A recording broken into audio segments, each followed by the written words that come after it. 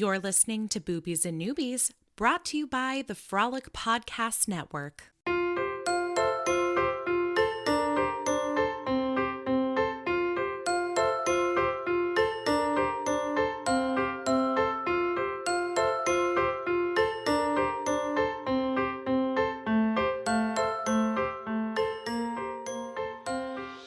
Welcome to Boobies and Noobies, the podcast that asks novice romance readers to think outside the dick in a box and brave the unbridled world of erotica. I'm your host, Kelly Reynolds, and it's beginning to look a lot like Boobsmas.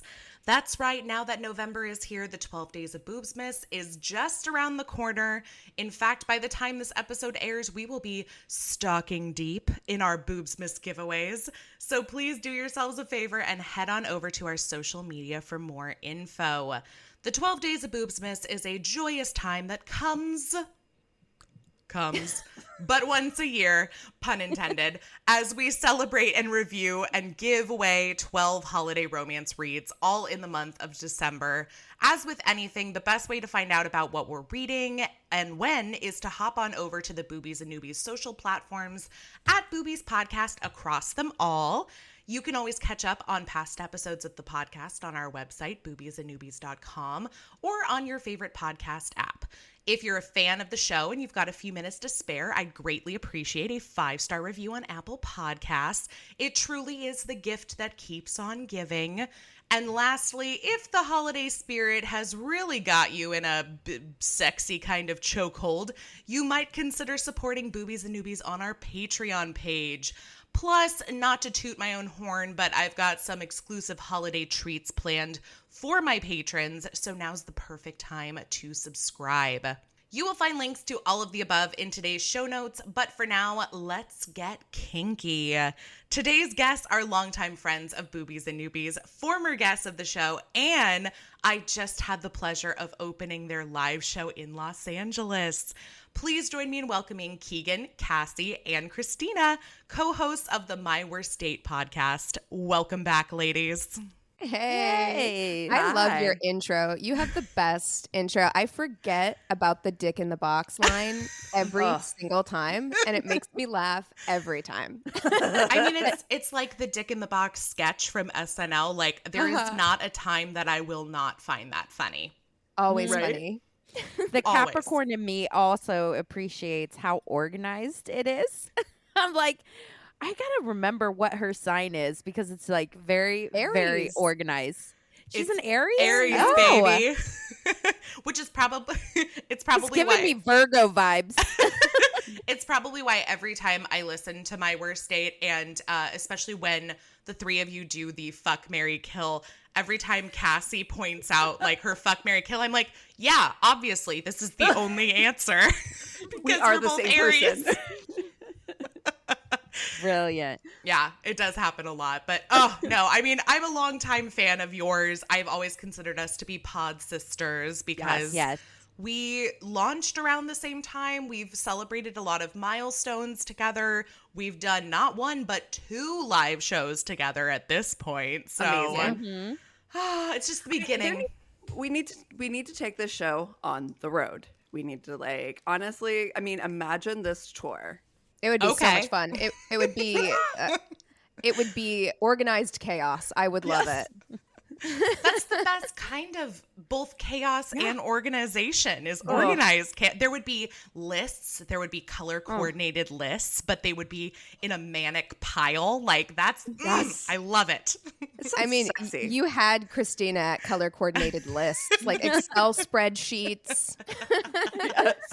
Yep, So pretty good. much. I love all of that. Well, for, I mean, I've mentioned My Worst Date on this show many times, and there's even a shout out to My Worst Date in my book, which is now out in the world. So if for some reason people listening have not heard of My Worst Date, don't know how, but would you please tell everybody a little bit about your show? Well, we started the show years ago when I was going through a divorce and I had never done online dating before.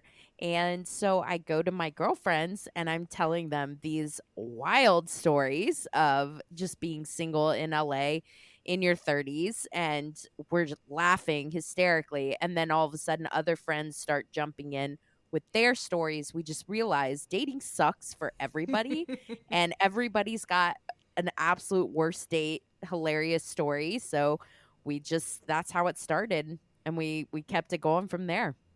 Well, and now, Christina, you're engaged. I know. Just bling. The apps worked. The apps worked for you. Oh, yeah, it did. And Tinder of all apps, too. I mean, the trashiest one of all. It gives the rest of us hope. Oh, Yes. It was truly like a numbers game. And there were a lot of frogs that I kissed before I found a prince, for sure. So if I could go back, I think I would have... I don't think I would have changed anything. I really had to take the journey that I had to in order to be ready for the love that I found. But it was a fun journey and I wouldn't have made it through without my friends, that's for sure. And so you get to really listen to that journey throughout the years on the podcast.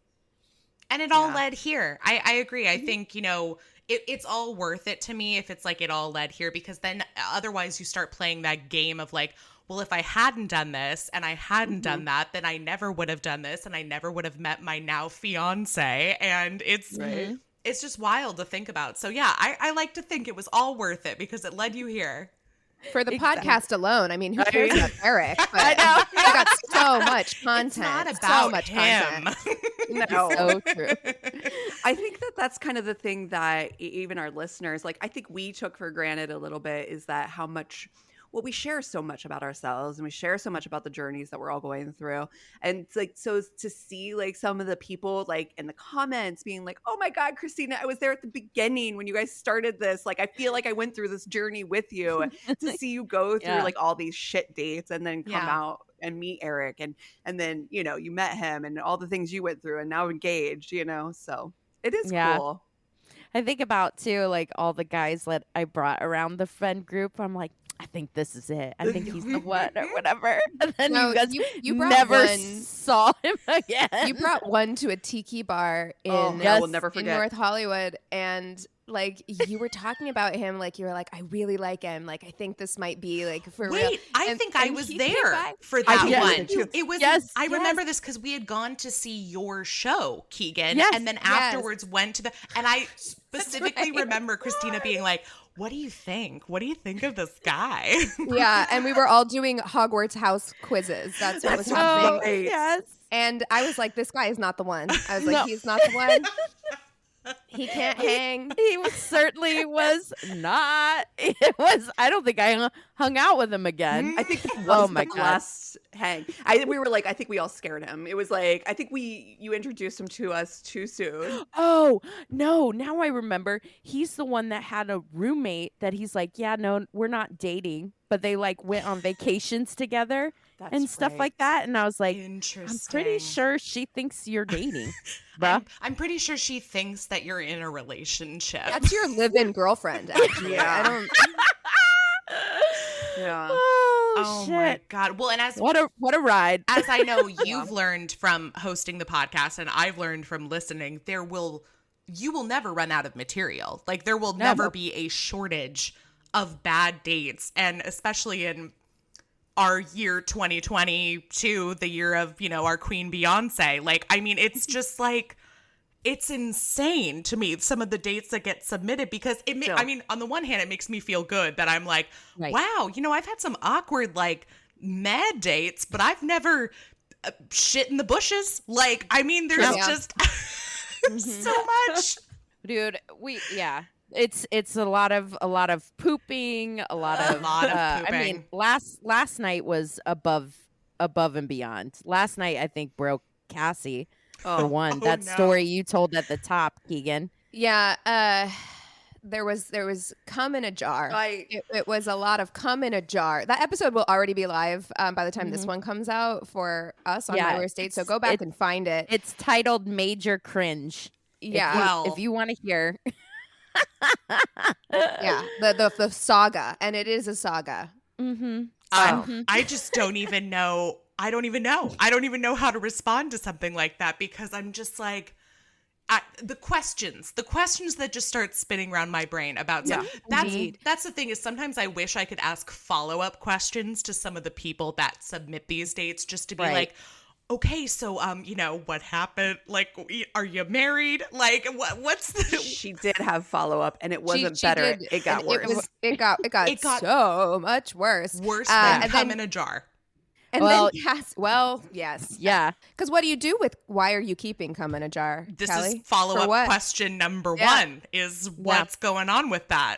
Mm-hmm. And she does answer that question. Oh. And it's not good. It's not good. And you're definitely going to want to stay away from pancakes for a while. Oh, no. God, and I literally just got groceries delivered and specifically ordered pancake mix because I was like, pancakes sound so good. Oh, no. Maybe don't episode. Yeah, maybe don't listen to that episode then. Oh no, gosh, yeah, that's a problem for future me.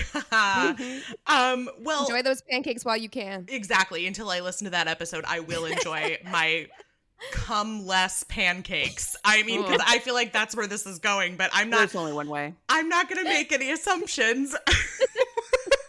Protein, right? I guess. I don't know. Part of any balanced breakfast. Oh, come on. The best part of waking up is cum in a jar. Oh, God. You guys, I have a question. Serious question. If you're vegan, where does this fall? Ooh. Were any animals harmed in the production? Doesn't matter. It's an animal byproduct.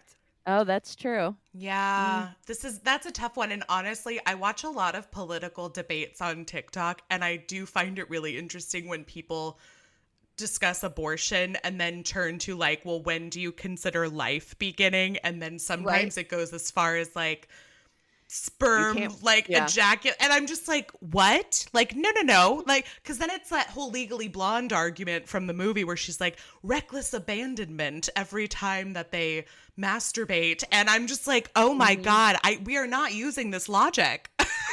No. Think cum in a jar it's not a question of vegan or vegetarian. It's just substance. Why? It's just, oh God. Well, I don't know how to segue out of that, but I'm just going to ask. We didn't either. This book is a great segue. This book is pretty perfect as far as this conversation goes. But I did just want to point out that the three of you have been on Boobies and Noobies before. And let me think if I can recall. The first one we read was the one that we'll never forget. Yeah, kind of like a steampunk ghost. Yes, there were a lot of dirigibles involved. There were ghosts. The gloves that took forever to take off. Yeah, that was details of every button that had to be unbuttoned. Right. Yes. Yeah, it was button porn. We're screaming, get to the fucking. Yeah, that was the Gail Carriger. This one we did not have to do that with. No. Yeah, to it. No, right to it. And then in between, we had a 12 Days of Boobs Miss pick, which was Stocking Stuffers, which is still a book I like that one. I recommend to everybody. I really enjoy that one. And I liked it too. It felt like a Hallmark movie. With sex toys. Yep. Such a Loved good one. That one. Yeah. That one I think was definitely a step up from our first pick. And so I'll be interested to see where this one lands on our scale of reads together. And so I'll tell everybody that today we are going to be talking about Kink Camp Hunted by Adriana Anders. And this contemporary, very kink positive romance was published in April this year, 2022. It's available on Amazon for $4.99 Kindle edition. It's also the first book in Adriana Anders' Kink Camp series. And I did see on Amazon that the second book is due to release summer of 2023. And if you do read this book and you get to the end, you actually get a small preview of what's to come in that future book. So you already will have an idea of like who the characters are going to be in the second book. But we still have to wait a little bit to get there. But while I'm at it, let me go ahead and just give everybody the synopsis as well, because it's on the shorter side for once. It is, yeah. Yeah, and I'll also include just a few content trigger warnings, but keep in mind, this is a very, very kinky book. I mean, it's in the title. It's called Kink Camp, and it is literally exactly what you are imagining when you hear the words Kink Camp. So, and I think for a book titled Kink Camp, I think it's a good, especially since it's going to be a series, it's a good, easier way into kink. You know what I mean? I agree, especially because I feel like what I'm assuming is that each of the books that she's going to do will take place at Kink Camp, but it'll focus on a different kink. Like, I mean, this one specifically is called Hunted because it explores primal play. And so I forget what the next one in the series was called, but I know that it's a different possession. Okay. If I remember correctly. Which makes sense. I can get on board with that. Yeah. So so many possibilities, that's for sure, for future books. Yeah. It could be a series that lasts forever because there's just so much going on at Kink Camp. But anyway, let me give the synopsis and then we will get down to talking about the book. So here we go. My desires. I'm afraid. I want things. To escape, to run, to be caught, held down, and I've come here to find the thing to quench my most sensual fantasies. When I see him, I know. He's brutal and made of stone. An artist with his hands who keeps everyone at arm's length. He's the one I want. I need. Maybe my downfall. I'm not a man you come play with. Wait. I'm not a man you play with. I love when every description from the guy's point of view is just like, I'm not the man you play with. Like, I don't have feelings. I'm tough. I'm made of stone. I'm made of stone.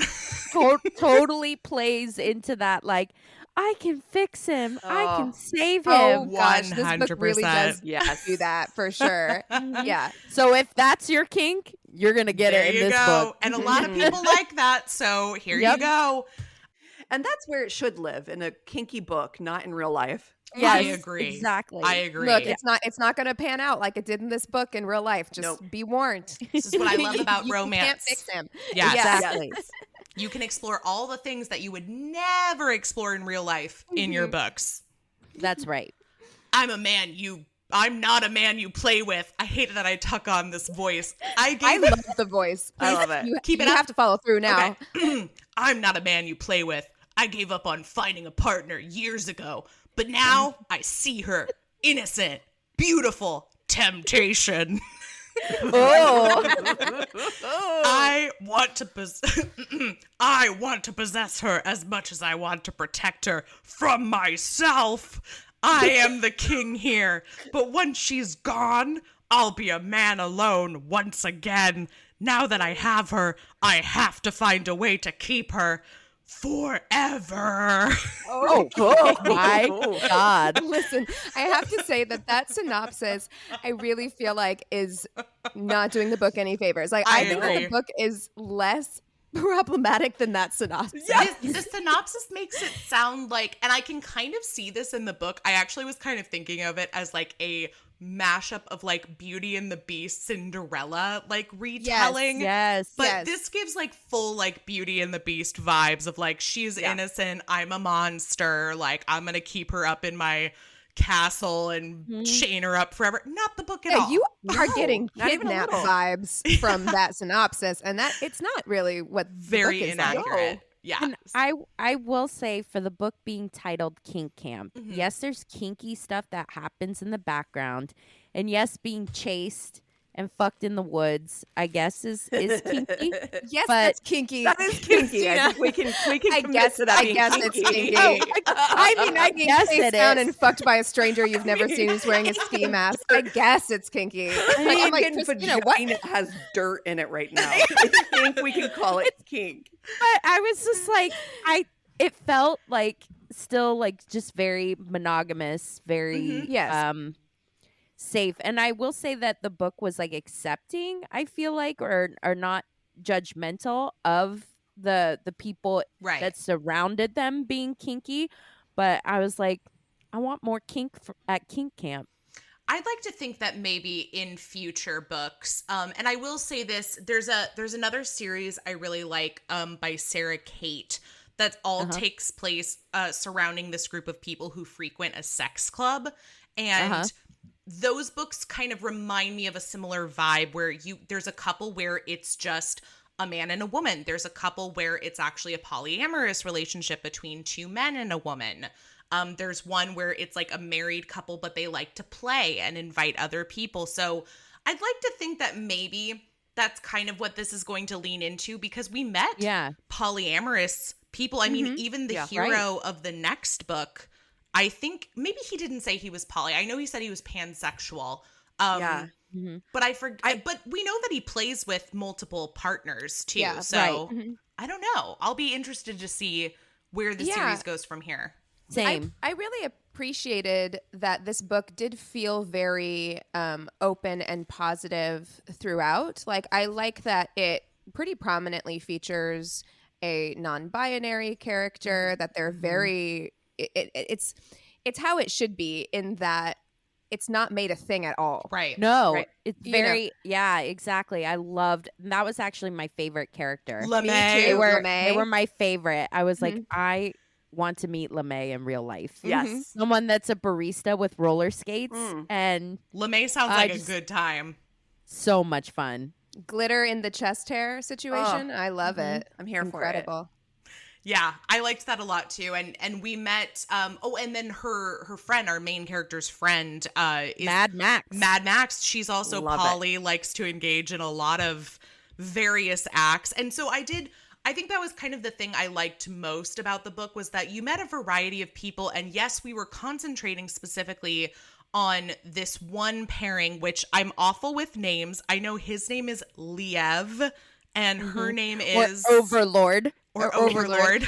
And her name is Grace or Rosebud. Or Rosebud. Yeah, that was, I will say I did get confused sometimes because, especially when Overlord Liev, when he would like talk about certain people, he knew them by different names. He knew them as like their name outside of Kink Camp, and then their name. Yeah, LeMay was Chris and as then well. So Zion and Zed. And I just was, and he would use the names interchangeably sometimes, to the point where I was like, wait a second. Is there a different person here? Like, did somebody else enter the scene? Or, oh no, I get it. This is the same person. Got it. But yeah, I liked that it focused mostly on their one specific kink between the two of them. However, everybody, she just sees all these people like walking around, fucking each other in the woods, or like everyone is topless like all the time, which I'm just like, great. And I really appreciated the variety. Like, we have pony play happening in the background. We have people talking about everything that goes on in the dungeon. And it just went so far beyond what I think when people who are outside the kink scene think of kink, they specifically usually only think of like BDSM, whips, chains. And there were just so many other acts and people enjoying those acts that I really loved that. Yeah, in the book's foreword, she talks about how this book kind of came from an experience she actually had at a kink camp, which is not something that I thought was a thing. I'm like, actually, that's very cool. And it was where do cool we sign up for kink camp? Yeah. I know. It was very cool that all of this was presented as very matter of fact, kind of day in, day out. It didn't feel very judgmental. And also, I thought for the first book of Kink Camp, yes, I have feelings, and we'll talk about it more at the end, I think, about the first book being very focused on like this monogamous relationship and how quickly their relationship kind of escalated and things like that.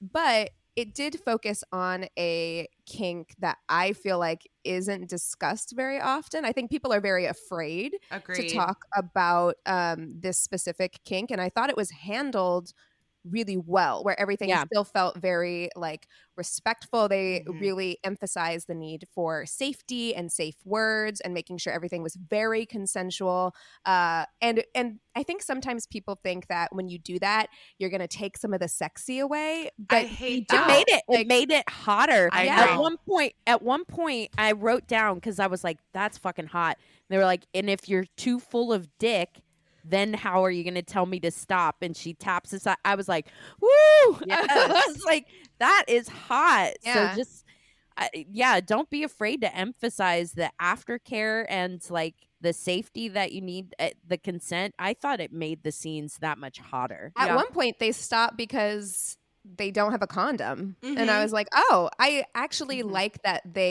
that's a real thing that would happen in like a real life situation, and that they handled it perfectly. I thought. I agree, Keegan. I think it does make it exactly what you said, more realistic. It does. Yeah. Which I think does make it hotter, because you can imagine yourself in that situation. Right. And sometimes you read these books and you're like, okay, but where is this, and this? And you didn't mention that. And so it takes your head out of it. So by including it, it does make it more realistic.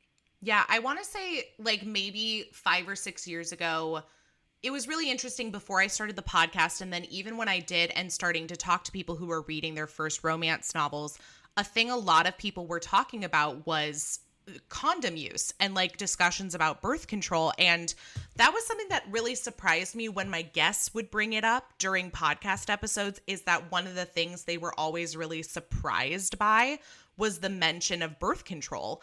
And I was like, oh yeah, of course. Like, you know, why wouldn't they mention it? And, you know, I'm here as somebody who's been reading romance for well over a decade thinking, oh yeah, if birth control isn't mentioned, I automatically think somebody's getting pregnant. Yes, like, exactly. Yeah. Oh, she's pregnant. Yeah. I'm like, that's exactly where my mind goes. But I think it's because, you know, looking back further into romance, it wasn't something that was mentioned, and it wasn't necessarily something that then led to pregnancy.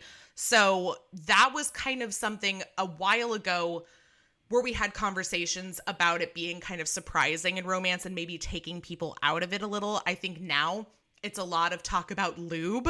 It's a lot of talk about consent and defining terms and like continuous consent when they're checking in with their partner during sex and during different acts of sex to say, are you okay with this? Does this feel good? How can I make it better for you? And I'm with the three of you. To me, this does nothing but enhance a scene. This just makes it even sexier to me, because communication is what makes relationships last. So when we see that in these scenes, and even in a scene between strangers like Grace and Liev, you're like, oh, this is great. Like, because they've basically coordinated this scene to happen that is kind of a combination of like a rape fantasy and chasing someone, a stranger hunting you down. And that's not something that you can, I mean, you really have to arrange all the safety measures beforehand in order to like enjoy a scene like that. And so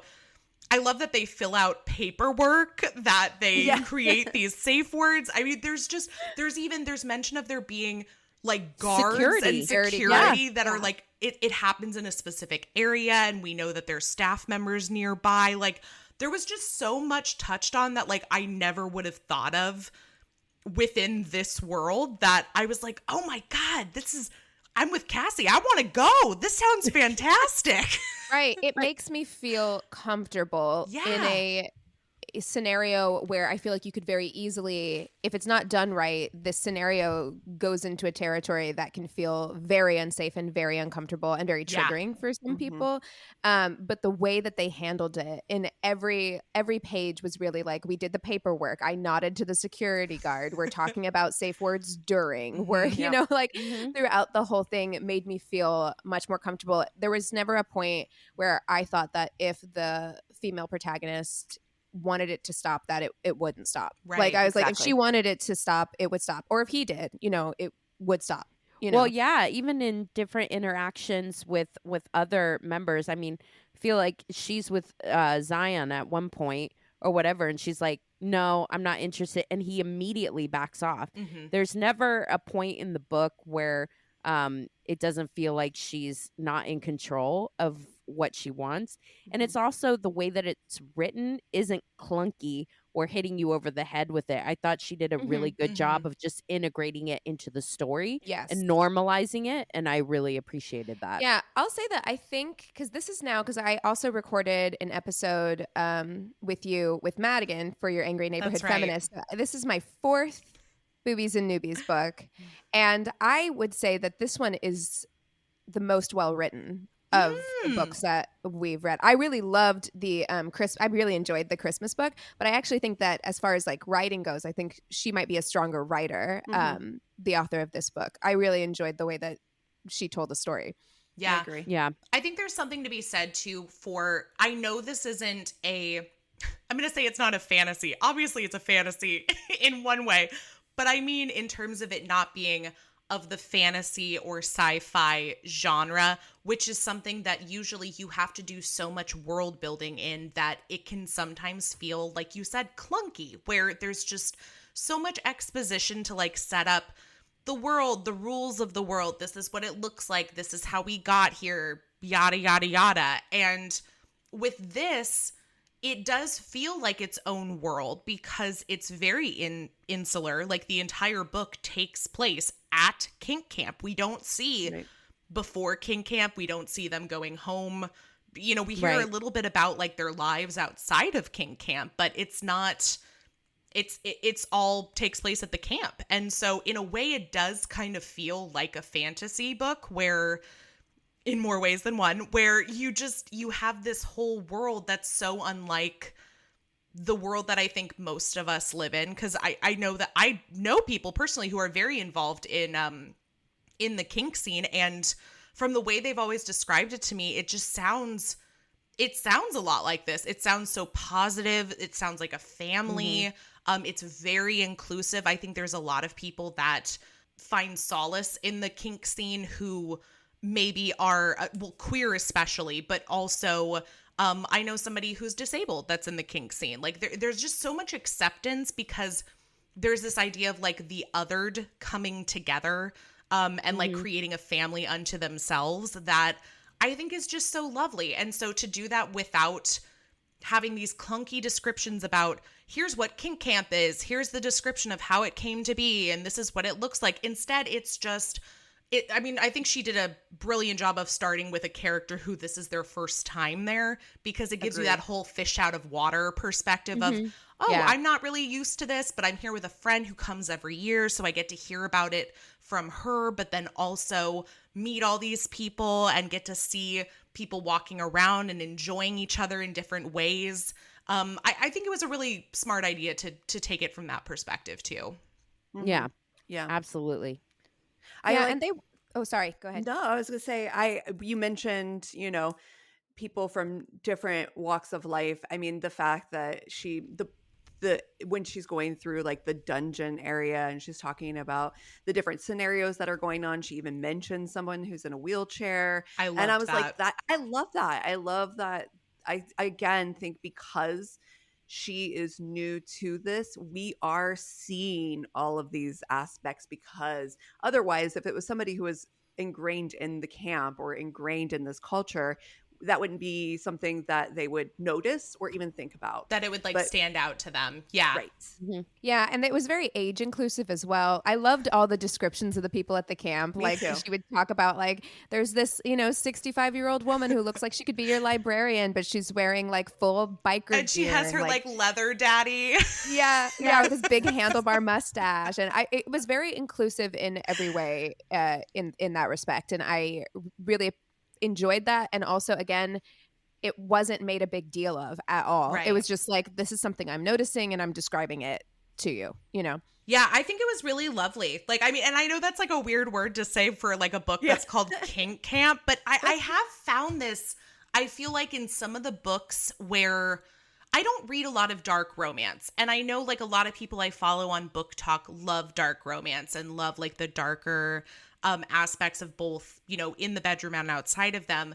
But I will say from the erotica I've read and the books that I've read that involve a lot more kink and BDSM, there is this like tenderness to it as well, because you see the aftercare, you see the, open conversations about what people want and like, how can I help you get there? And I think it's because there needs to be so much trust involved in any kind of kink scene that is so much more prevalent than what we talk about in terms of trust for, let's say, somebody you hook up with off of a dating app. Not that you don't need trust there as well, but I mean, it's just, there's just such a different level of trust that goes into it that it does feel like very cozy and sweet at the same time of it being like really hot and kinky. Yeah, I was just going to say, I feel like part of the reason why that's so attractive is that you can actually do those things in your quote unquote vanilla normal sex life. And like women want that, and it's hot to women, and you can actually enhance your, vanilla sex by having conversations like that, by focusing on having conversations during it. Does this feel good? Do you like this? And doing the aftercare, because so much of that isn't part of people's day-to-day sex routine. It's part of like kink. It has to be, because there's just more boundaries that you're pushing, but normalize doing that in your normal sex life too. Yeah. Amen. Yeah. There were a couple other things that I thought they did a good job of, sort of in the same vein as we're talking about, sort of like brushing over, but not necessarily like having to go into like deep discussions about it. There's like brief mention of the fact that both Grace and Liev are in therapy. And it was literally a 2-sentence exchange where he tells her, okay, so I'm in therapy, just so you know. And she's like, yeah, me too, when I can afford it. And I was like, this is fantastic, because we know that both of them have suffered loss. You know, she lost her dad. She basically had to give up like her career and her dreams to help take care of her mom. And then for him, he lost his wife, who was somebody that he had such close ties to within the kink community. I mean, she was very much the person, he says, that like introduced her to the scene. And so, of course, it's been hard for him to like get back into it, because he lost his partner and his partner in the camp. And so I loved that they mentioned that they're both in therapy, because we need to normalize that too. Again, more real life. I love that they mentioned how expensive therapy is, because I do feel like that gets thrown around. Look, I love anytime anybody is talking about therapy, I think everybody can benefit from therapy and being in therapy. So I love that it gets mentioned. It's been normalized in our culture to talk about being in therapy just in general. I think that that's a net positive. Yeah. However, I do feel like people throw therapy around. It's almost like the Friends apartment in New York, where you're like, how can they afford that? When you're watching like a show and you're like, you're a 20-something and you're like a barista at Starbucks, but you go to therapy every week. I'm like, who is paying for your therapy? It is so expensive. Yep, that's how I always felt about Friends, for sure, but the new girl apartment where they all live in like this loft. I'm just like, massive. I'm sorry, you're a teacher, he's a bartender. This guy, one of them works like for real, and it's just it's wild. I know there's 5 of you living in this place, but I still don't think you can afford it. Like that is like a massive open concept loft in a big city. I don't think with so. that many bedrooms. Yeah, and like a community like bathroom with like multiple showers. Yeah. A full locker room. Nope. None of them were going to therapy, that's for sure. There wasn't the budget for that. No, and you could tell on New Girl, honestly. I have to ask the question, though. Who else in their mind actually just saw Liev Schreiber as the being? Okay, I mean, when I read the name Liev, because what was interesting, too, is even though this is like a dual perspective book, the first like 6 or 7 chapters are all told from Grace's point of view. Right. It threw me a little bit when we switched. I was like, okay, gotta get my head right. Yeah, and I'm glad we did get his, because I'm always drawn more to multiple perspectives, just so we can kind of get like what they're feeling on the inside versus like what we're seeing them actually do and say. But yeah, I did find that weird I'm just somebody who, we talked about this in the beginning. I'm somebody who I like things organized in a way where it's like you can pick up on the pattern and the structure. And so usually it's like an alternating perspective per chapter. I'm like, great, I can vibe with this. But when it's sort of like bouncing around, or like we get 7 chapters of her in a row before we get any of him, it definitely threw me a little bit. Yeah, my Taurus rising is too stubborn. I was just like, well, I'm determined not to like his chapters now, because I was like, I was used to the other thing, and now you're forcing me to do this new thing. But I did get used to it. Like after a few chapters, I was like, fine, this is fine. And I did like that we had both of their perspectives. I think it added a fullness to the book that wouldn't have existed otherwise. So yeah, I definitely, it is more Grace's book, because it is definitely weighted towards her. I didn't count how many chapters she had versus his, but it definitely felt like she had like 3/4 of the book, and we get just a kind of taste of what he's feeling and going through. There's more of his chapters towards the end. Yeah. You know, we kind of finally start to get his perspective, but it's definitely mostly Grace. And I liked when we did get his perspective because obviously we got more insight into like the loss of his wife, but I really liked the moments where we got to, you know, have between him and LeMay, you know, who teases him mercilessly and is such a good friend. And then we find we meet Zion a little farther into the book, and Zion is a like Hollywood celebrity who that's gonna make. I'm getting all the Army Hammer vibes from I this totally was. I was saying at the end, yes, I was like, wait. Ruins his marriage. Like I read like just a few like paragraphs into the next novel, and I was like, Well, okay, if you didn't read all the way into like the preview, because do you know who his love interest is for like the next one? Because they preview, I kept thinking, I was like, oh, it's going to be somebody from camp, right? It's going to be I was like it's going to be Mad Max or something. Probably. Yeah. No, so you get in the preview, you get his perspective, but then you also get his wife's perspective. Oh. And his wife is, it's very much like marriage of convenience, marriage to like benefit our careers. And she basically, in her perspective, is like, yes, we've been friends and like this is all our relationship has ever been. But like, I find him very sexy, like, also why, and he basically is gonna like whisk her away from the paparazzi and all the attention and take her to Kink Camp for like safety, and I'm just like, ooh, this. Okay, I'm interested. I'm excited about this. We'll read. Yeah. Of your worst boobies. Of your worst boobies. Yeah, because I'm with you. I thought it was going to be that, you know, their marriage breaks up and he's like shamed out of Hollywood and everything. And you're right. That is very, very Army Hammer. Although no eating. There's no eating of anybody in this book. Like no. Yeah, I might have to double tap out of Kink Camp if we head in that direction. I'm like, we can't. Cannibalism, that might not be for me. No. I trust the author not to go in that direction. But you know what? I don't know. We'll see. We got to talk about, like, I kind of was like, yeah, I'd do it in the woods. Oh, me I'd get too. Hunted down. Sex scenes were hot. The sex scenes were hot with those parameters in place. Yeah. I would love to do like that. Sounds like a good time. Fucking time. Yeah, I was into it. At the same time, though, we do have to.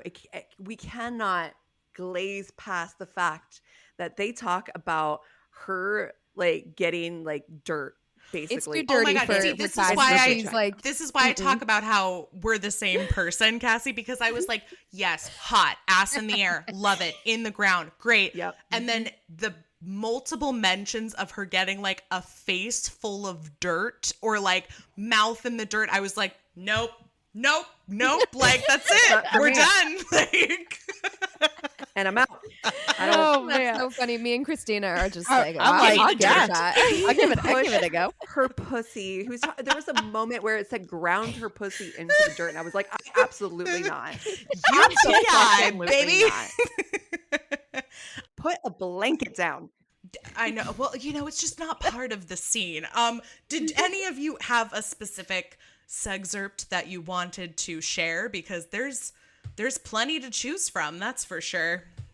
Oh my goodness, I'd have to break my Kindle out. There's some good ones, man. I was into it. Their first encounter was like, okay, this is hot. When he came back for the second one, I think it's that I mean, that's just one of the tropes that I really like. You know, it's not really enemies to lovers, but that like strangers fighting their feelings. I guess I don't know what that's called, but it's like we can't be here. We can't do this, but I'm like, yeah, you can. Yeah, let's do in this book specifically. I'm like, yeah, you can. You're at a camp.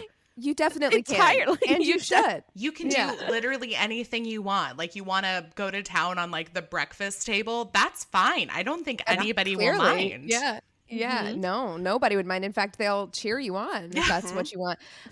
Yeah. I mean, I would honestly say the chase portion in the beginning I thought was actually really sexy, especially because I had not read anything like that in a erotica or romance book. I haven't either before, but the second encounter I think was sexier. That's the one I was like, oh, the second encounter I think is the hottest one in the book. I agree. That's the one where he just like eats her out, right?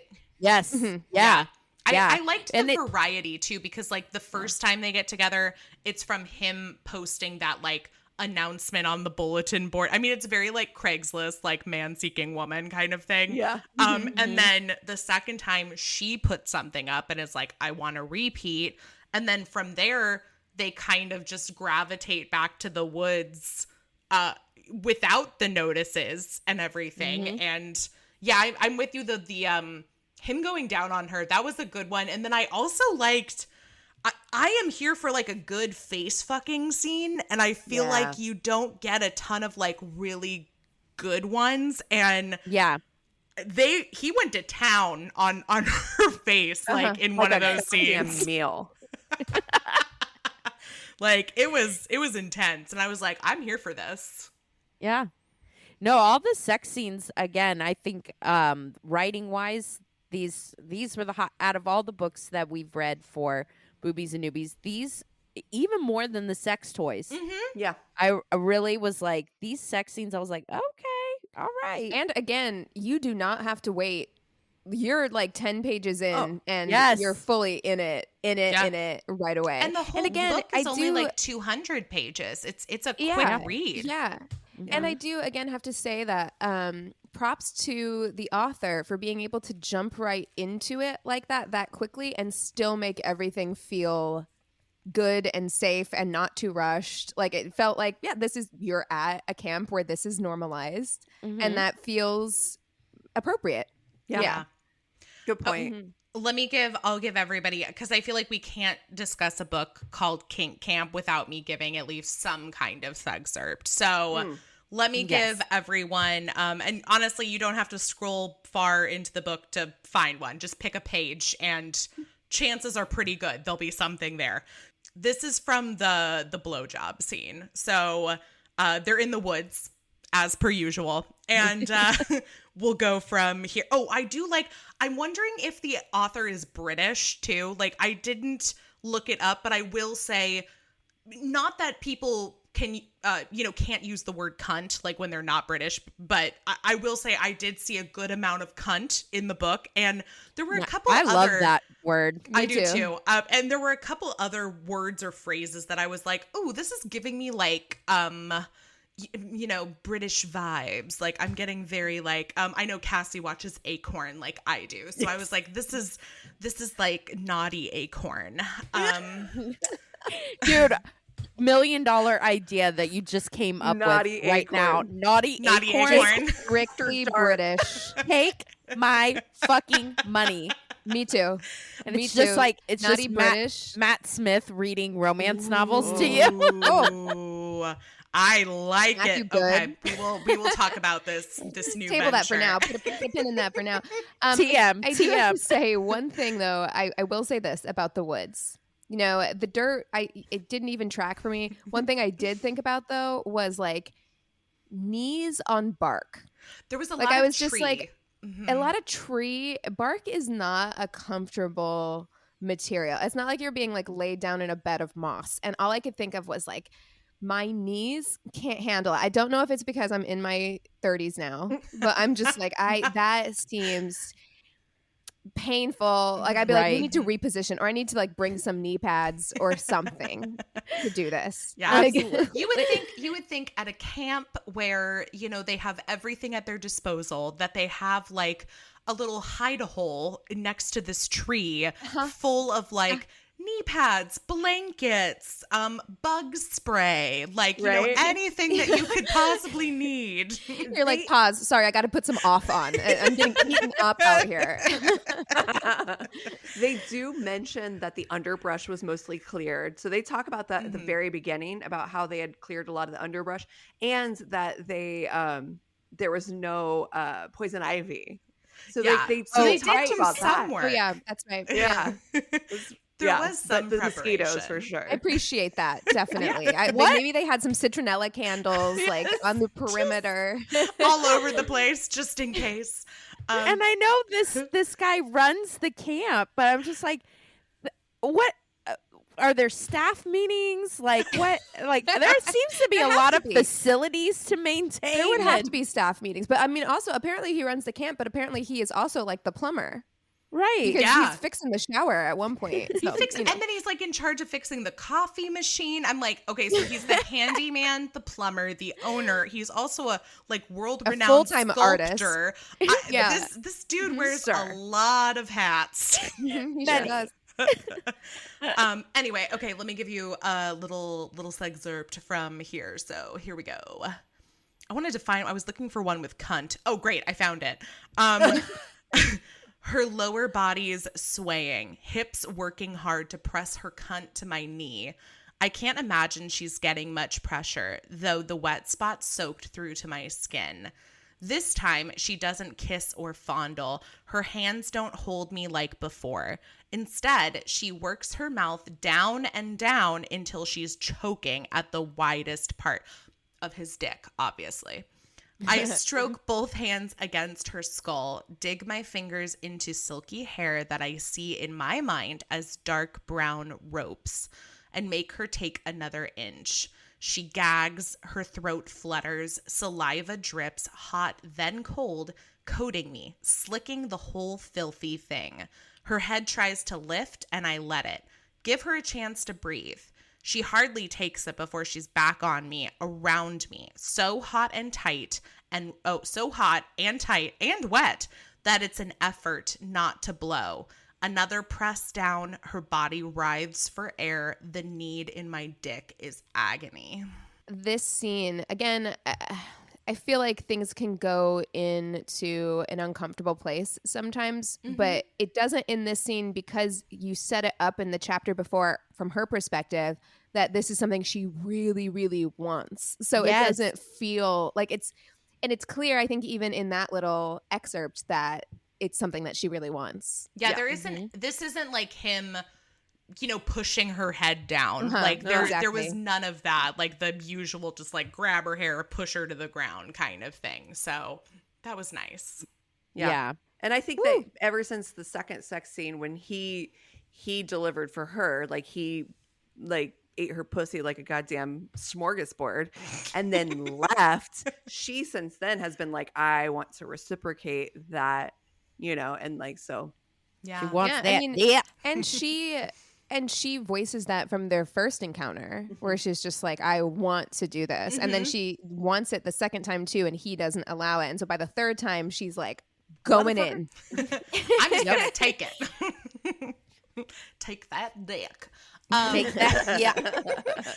Well, let's give this book a few ratings, shall we? And so I feel like every time, honestly, with the amount of times that y'all have been on the show, we've probably switched up the rating system every single time because that's what I do. And so love it. At this point, we rate for heart, humor, and heat on a scale of 1 to 10. I like it. 10 being the very best that it could possibly be for you. And so obviously not all applies to every book. Like I will say, I feel like the humor rating for this one will probably be on the low-ish side, although there are, you know, a few great characters, i.e. Max and LeMay, who definitely deliver in there saving the day. She's some, carrying the humor on her back. All that comedic relief. But yeah, so that's okay. But let's start with heart. What do we think out of 10? Heart meaning like how much like love is in it? Yeah, I would say interpret as you will. Okay. However, for me, it's usually like the romantic aspect of it in addition to like when I think of heart, I also think of like strong family bonds and like friendship bonds and just, you know, the actual like love part of the book. I would give this a 7 out of 10 for heart. They very quickly like fall in like the deepest of love for each other after you know, fucking 3 times. So if that's your your thing, if you like moving soups fast, that's there. But she has really good bonds with her friend Max. There's a whole passage about Max just being super kind to her and that their friendship. So yeah, I'd give it a 7. Yeah, I think I would rate it fairly high as well. Now, I know that this is a romance novel. The speed at which they fall in love is not my favorite thing. But it is a romance novel. It's a romance novel, and I just have to I have to let that be because I know that like it's you want the happily ever after segment of the book, and it definitely gives you that. But to be fair, you don't need a happily ever after to include I love you as well. Like, I don't think a happily ever after has to end in I love you in a romance novel. Yeah, she could have ended it by them just being like fulfilled by this fantasy and being like so grateful that they had an experience that helped heal his pain from losing his wife and helped her open up sexually, and that would have been a happily ever after. Sure. And so it does have that traditional HEA where, of course, they fall 100% madly in love with each other. Right. Yeah, it really does go from Kink Camp to we have a shared Facebook page now. Very traditional. Very traditional. Yeah, it does at the end. And I will say, so for me, that's not my favorite thing in terms of like, I'm always a little like side-eye you when I'm like, okay, you guys have fucked 3 times and now you're like, you are my moon and stars, you know? And I'm like, okay, everybody calm the fuck down, okay? But I will say that the relationships, the friendships, not just between like Mad Max and Grace, which I thought that was a beautiful friendship. They've obviously been friends since childhood. Her friend is very like supportive of her and really just wants what's like the best for her, wants her to have a good, fulfilling life. And I felt that. Yeah. And the relationship between LeMay and Liev felt very like good and positive. And then in general, just the general vibe of the entire camp, like when Grace has to take over for LeMay and do the coffee machine, like everybody was that was a great nice scene. and just wanted to like help her out and make sure everyone was just very supportive and wanting to make each other feel very loved. So I would give it a 7 as well. I think that and then, of course, yes, the 2 main characters in the reality of this book do fall in love immediately and stay together and have that happily ever after thing where they're running this wonderful camp together. Yeah, we get that year later epilogue. Yeah. So I will say, yeah, a 7.5. Yeah. I'm going to give it an 8. I actually, for a lot of the reasons that you brought up, Keegan, which was that it wasn't just for me about the love between the 2 of them, which I thought was really great and genuine. I like the way that, I mean, it's a short book. So they do kind of, I feel like have to, but I am also the person who's like, I can fall in love that quickly. I knew. When I was reading it, I was like, Cassie's like, well, when you know, you know. I mean, I don't know what to say. Girl. No, when the dick is that good. I mean, she said it was her first time coming with a partner. When you know, you know. Okay. Listen, I as well, though, will speak to, again, to copy like a little bit of what Keegan and Christina mentioned, which is the relationship between her and Mad Max, the relationship with Liev. And I mean, he literally mentions how LeMay and Zed both like, and Zion, I guess, like they save his life. I mean, like he is literally in the lowest place in his entire life. And they practically, you know, they pull him out of that and they save him. They are the ones who get him into therapy and you know, do all the things to rally around their friend. And so I think that the book, for a short book named Kink Camp, had a lot more heart in it than I anticipated. And I was definitely. That's where I'm at too. I gave it an 8, and I think it surprised me that I gave it an 8 because I also tend to be with Keegan in the regard that I don't love it when there's like an I love you like at the end, when it doesn't feel like we've earned that, like, or like there hasn't been like enough time. So I don't normally read a lot of like insta love, insta attraction kind of romance, which I mean, it's going to sound really silly because I do feel like there's a little bit of that in the book that I wrote. But that being said, I don't know if I would have ended it with them saying I love you like in my personal version of this book. However, I didn't feel put off by it either. And I think the whole like found family aspect of it just like skyrocketed my rating. So yeah, they were a couple that I was like, I want to root for them. Like I want them to go to therapy together. I want them to still be together, and they're both artists. Like they can fix each other. Oh, yeah, I know. I was like, oh no, don't, Kelly, no. But I was like, it's okay, yeah, it's a book. Yeah, exactly. Now, how about humor? Because I'm torn on this one. Like, I feel like even with LeMay and Max, who have some funny moments, and I really like the scene where they're all at the like dining room together, and like everybody else is just like listing off all these like kinks, like, oh, is this what you're into? I thought like that was love fun. The Prestons or whatever their name is. Yes, the couple who's two just... of them, but they're like together. They're the Prestons. Like... yeah. I thought that they were really funny. I thought that scene actually was. I wanted, if the book had been longer, I would have loved to have more of those little like kind of like breakout session cameos. Groups. Cameos from other people. I will say that is one thing that we have all these great like tertiary characters that we only usually see once. Like we get to see Max multiple times, and we see Zion and LeMay multiple times, but we meet all these other characters just in passing that I'm like, well, wait a second. No, bring them back. I want to see them again. More about the 65-year-old librarian and her leather daddy. Like I want a whole book. I'm like, please, I need to know. Where's that one? Yeah. There was a couple of things that weren't humorous. And this is going to sound really dark, but like romance can sometimes be extreme.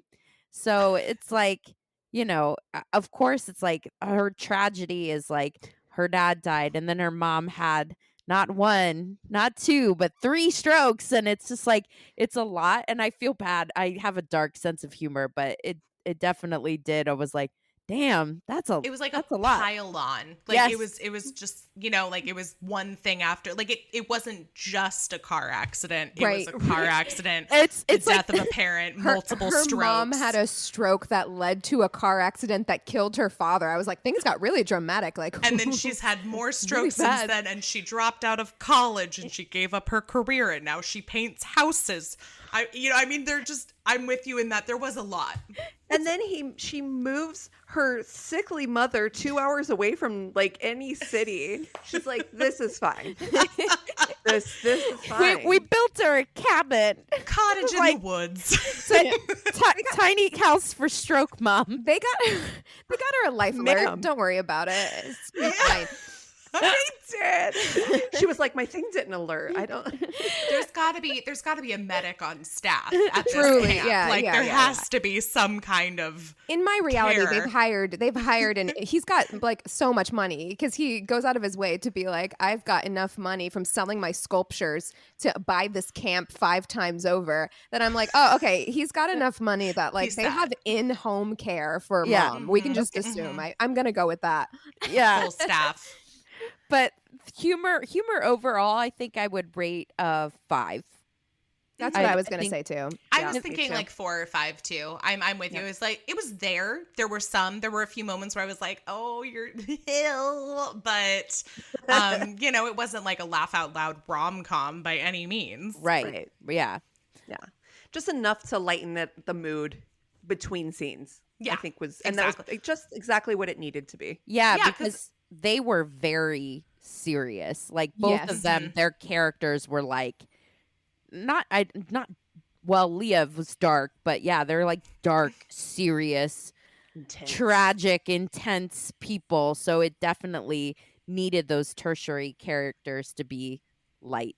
And their sex fun. was intense too. Like, I mean, I feel like that's part of primal play. Like, I feel like there's, you know, it's hunter, hunted, predator, prey. I'm like, I'm sure maybe there's some humor to be found in there for some people, but like for me, I'm like, that sounds like a very dark kink. So you know, I think it's good that we had some moments of comedy in between to like lighten the mood a little bit. But yeah. Well, okay, how about the heat, which is, you know, the one that I'm most curious about with this one for you? I mean, for me, heat wise, I give it a 9.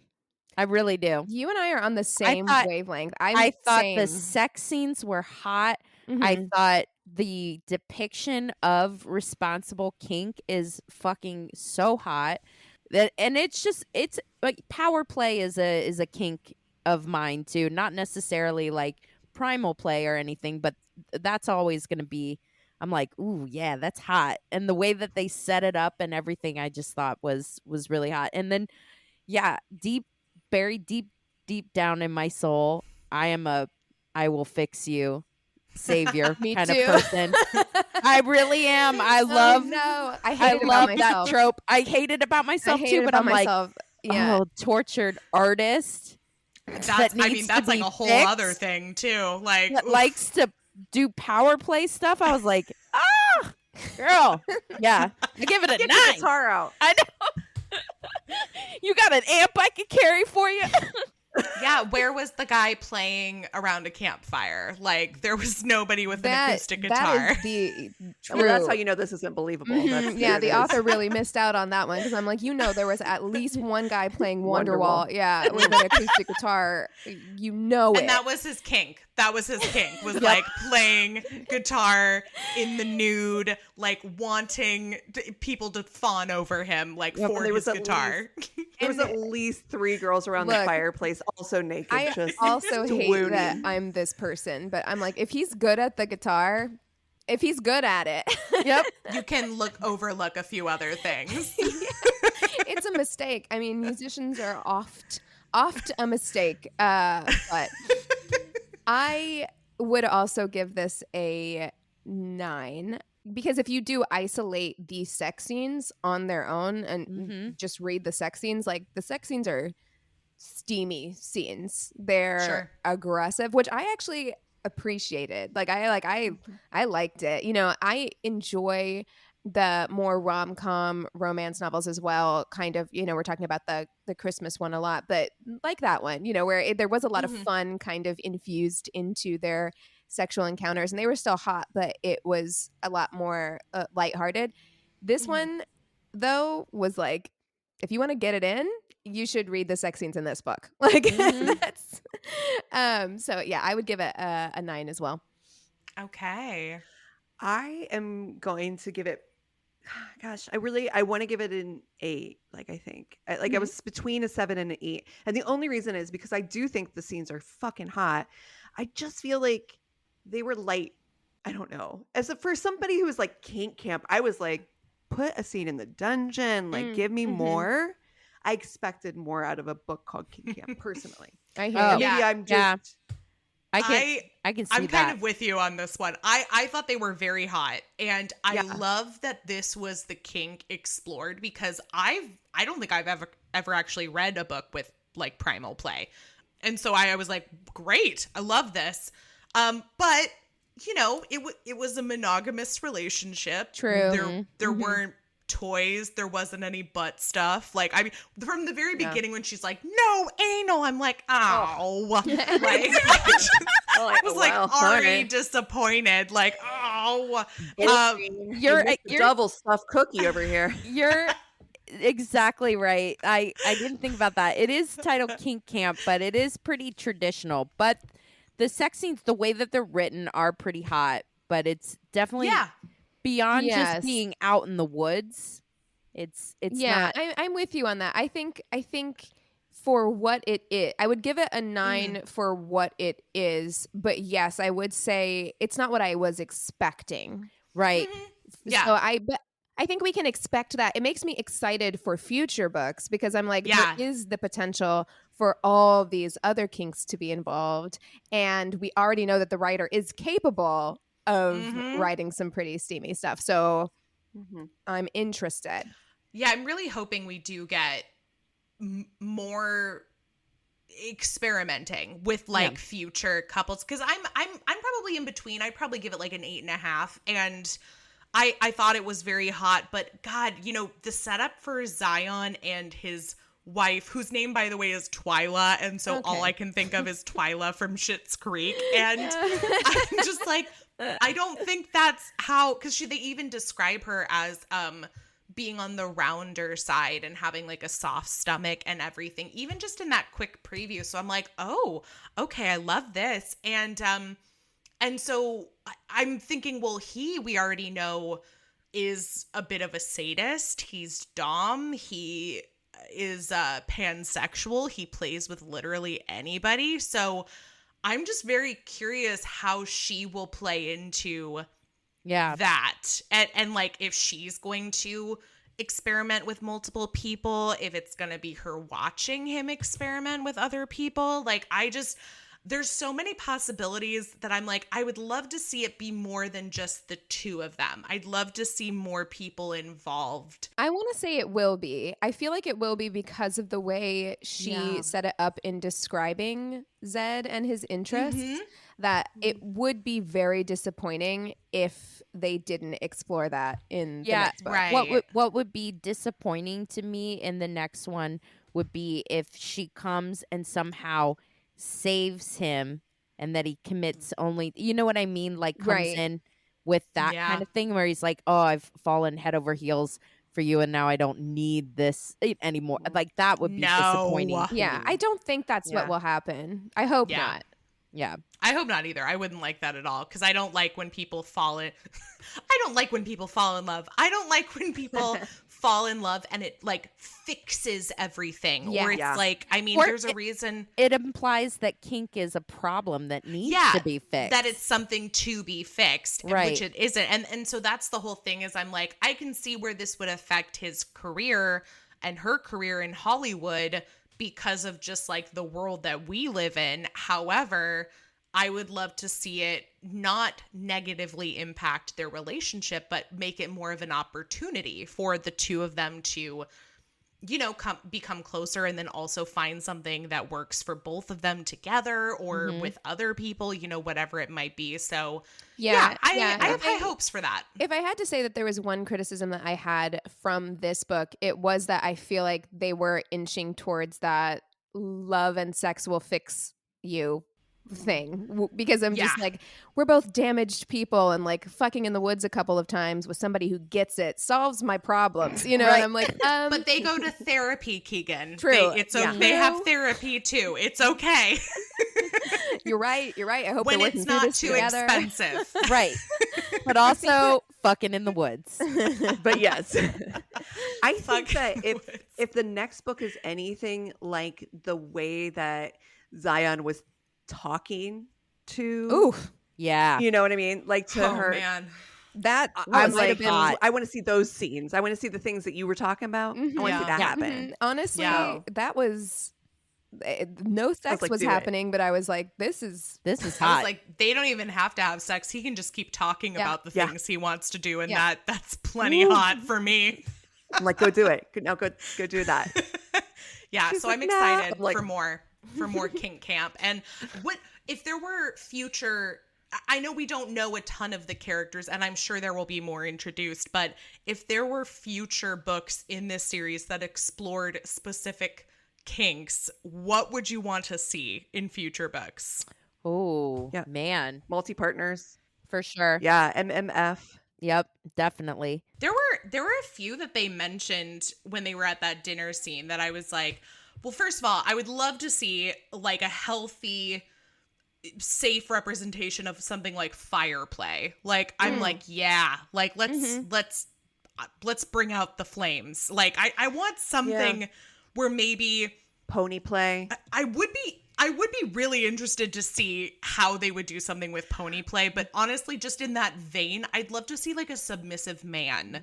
Like I feel like we don't see enough of like submissive men and dominant women or another man. Like, I mean, either way, but I'd be really curious to see what else comes. I want the Prestons. I want or the Priestas or whatever their name is. I want to see. I want a throuple. Yeah, I want to see those two involved in whatever they're doing. I could have a book just following them with different partners, just doing whatever they do. I don't even know what they do. And they're like designer loincloths that they wear.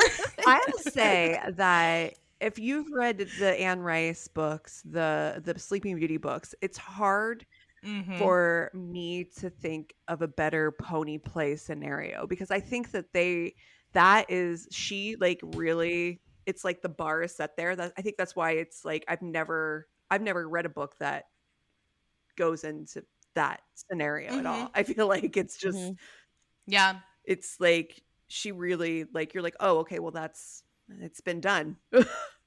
Yeah. Maybe that's why nobody else is writing it. Because I was going to say, of all the, like, I've read a good variety of romances that take place in and around sex clubs. Apparently there's just a lot of sex clubs in romance novels. And I feel like I've seen something like that on the periphery, but it's never been like the focus. Like the focus is usually, you know, something around being tied up or voyeurism, I think, comes into it a lot. But I think it all is still very like traditional kink and BDSM, like sort of just like what we kind of think of. And so the more that we can get outside of that and explore kinks that maybe people aren't familiar with, like, I think that would be fantastic. And so way to start us off with primal play. You know, now the expectations though are I know.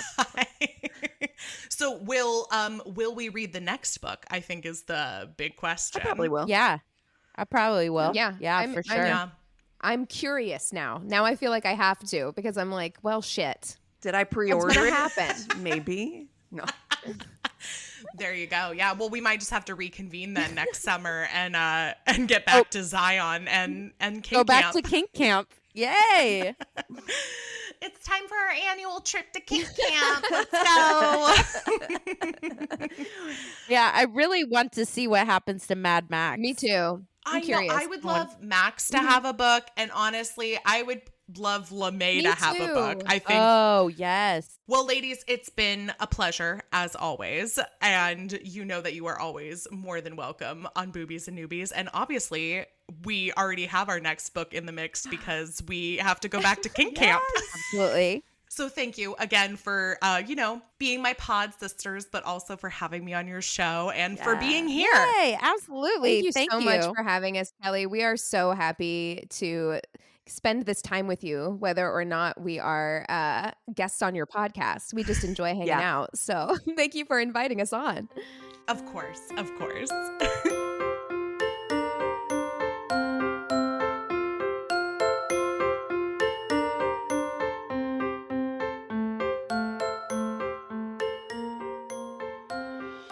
Thanks so much for listening. Boobies and Noobies is part of the Frolic Podcast Network. Find more podcasts you'll love at frolic.media/podcasts. You can follow Boobies and Noobies on Facebook, Twitter, and Instagram at Boobies Podcast.